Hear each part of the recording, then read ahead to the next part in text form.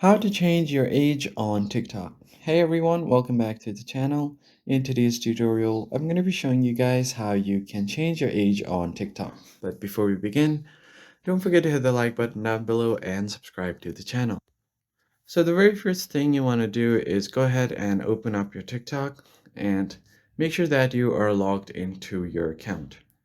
Once you are logged in, you can just go ahead and tap on your profile icon at the bottom right corner. And now from here, just tap on the three lines at the top right and head over to settings. Now once you land on the settings page, as you can see, even if you go to the account section, there is no option to change your account's age. This might be because TikTok does not want us to change our age to filter out our contents that is shown on FYP. So go ahead and scroll down to report a problem.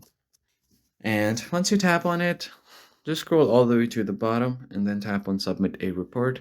Here you're just going to explain them that you've entered your age wrong while opening your account and want to change it, and then submit your request.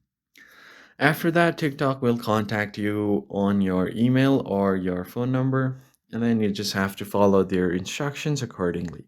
I hope you found this tutorial helpful. I'll see you guys on the next one.